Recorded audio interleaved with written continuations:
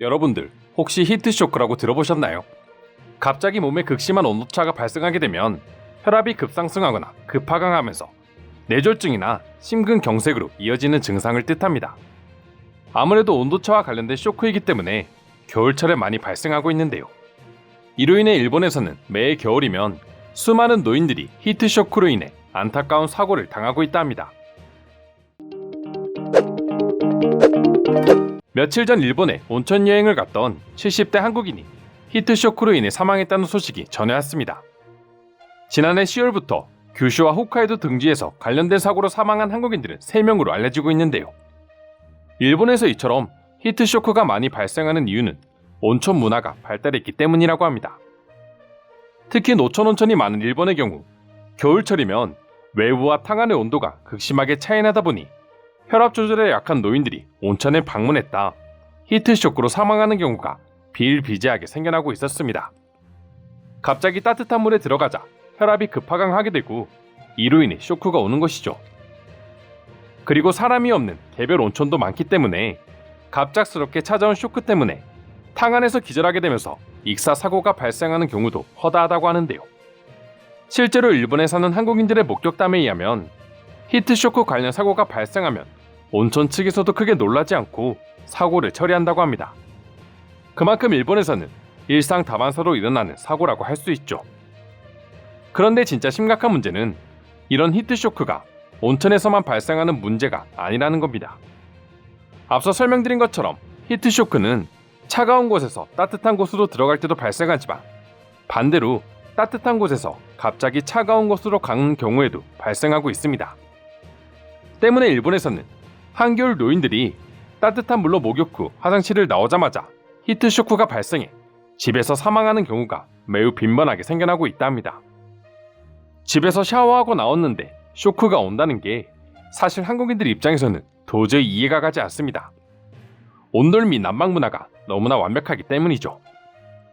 비록 요즘 전기세 및 가스비 인상으로 인해 예전만큼 빵빵하게 보일러를 틀지는 못하지만 그래도 쇼크가 올 정도로 집이 추운 경우는 거의 찾아볼 수 없습니다. 하지만 이제는 다들 아시는 것처럼 일본의 경우 한겨울철 집 온도가 10도까지 떨어질 정도로 난방 시스템이 거의 없다시피 합니다. 때문에 일본의 경우 자동으로 계속해서 데워지는 욕조 시스템처럼 대부분의 난방은 화장실에 집중되어 있죠. 그렇다 보니 화장실과 집안의 온도차가 커지게 되고 뜨거운 물로 샤워 후 갑자기 냉기가 도는 화장실 밖으로 나오게 되면 히트쇼크가 발생하는 것입니다. 야외 화장실도 아니고 집 안에 있는 화장실에서 샤워하고 나왔는데 추워서 히트쇼크가 온다니 일본의 난방 시스템이 얼마나 최악인지 알 수 있는 대목이죠. 그리고 충격적이게도 이런 사고는 2023년 현재도 계속해서 일어나고 있다 합니다. 그러니 이제 일본인들도 조금씩 고집을 버리고 한국의 난방 시스템을 찾고 있는 것이죠. 실제로 현재 일본의 중산층 이상 국민들은 한국의 온도를 적극적으로 설치하고 있다 합니다. 일본이 한국보다 따뜻하다고는 알려져 있지만 사실 북부 지방의 경우 한국과 비슷한 기후를 가지고 있습니다. 때문에 갑작스러운 한파가 일본도 드문 일은 아니죠. 그리고 최근에는 기후 이상으로 인한 폭설과 한파가 잦아지고 있는데요.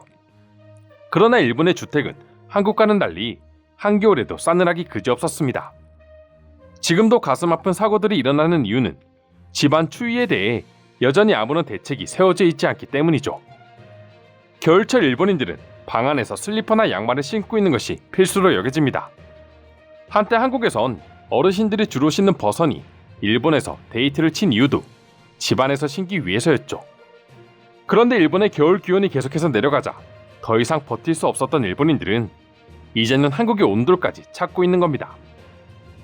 일본 북부 지방에서 시작되어 현재는 일본 전역에 걸쳐 온돌 열풍이 휘몰아치고 있다는데요. 과거와는 달리 한국식 온돌집은 일본인들에게 극찬을 받고 있었습니다. 집안 구석구석까지 온기가 돌다 보니 가벼운 차림으로 실내 활동을 할 수 있고 일본의 전통적인 주거 방식이라면 반드시 갖춰야 할 전기식 난방기기가 따로 필요가 없어져서 실내 공간까지 넓게 쓸 수가 있었죠. 무엇보다 어르신들에게 엄청난 인기를 얻고 있습니다. 따로 시설을 갖춘 곳에만 즐길 수 있던 찜질까지도 한 번에 즐길 수 있고 가장 중요한 히트쇼크와 같은 추위로 인한 동사를 막을 수 있기 때문입니다. 그러나 모든 일본의 가정집이 한국식 온도를 설치하는 데에는 큰 문제가 존재합니다. 일본은 한국처럼 온돌이 대중화될 수 없는 구조를 가졌기 때문이죠. 아무래도 일본의 고질적인 문제인 비싼 전기세와 가스비가 발목을 잡기 시작한 것입니다. 한국식 온돌을 설치한 집의 경우 그나마 온수를 이용하기 때문에 전기세를 줄일 수 있지만 최근 일본 아파트에 설치하고 있는 일본식 온돌의 경우 오로지 열선을 이용한 방식이라 한국식 온돌에 비해 막대한 전기세를 감당해야 합니다. 그러자 일본인들 사이에선 모든 주택을 한국식 온돌로 바꿔주든가 그게 아니라면 전기세를 감면해줘야 한다는 요청이 쇄도하고 있다 합니다. 실제로 등유나 일본식 온돌의 경우 50만원 정도의 전기세가 든다면 한국식 온돌은 15만원 정도면 충분하다고 합니다. 하지만 그렇다고 평범한 서민층이 집 전체를 한국식 온돌로 바꾸는 것은 부담이 들다 보니 아예 정부 차원에서 해달라고 호소하고 있는 것이죠. 물론 온돌의 원조는 한국이 아닌 일본이라고 말하는 사람들도 있지만 말입니다. 그럼 지금부터 히트쇼크와 온돌에 대해 일본인들은 어떤 반응을 보여주고 있는지 더욱 자세히 소개해드리도록 하겠습니다.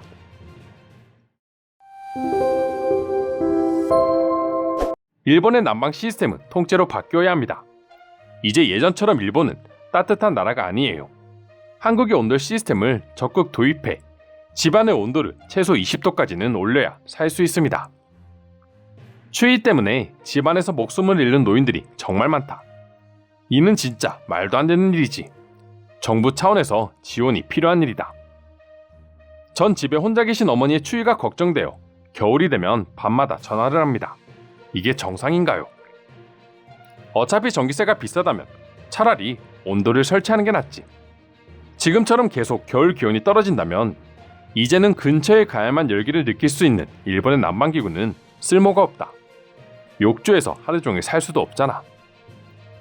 처음 한국에서 온돌을 겪었을 때 나는 너무나 충격이었다. 온돌이 안겨주는 전체가 따스한 집은 나에게 엄청난 행복감과 만족감을 심어주었어. 처음으로 한국이 부러웠지.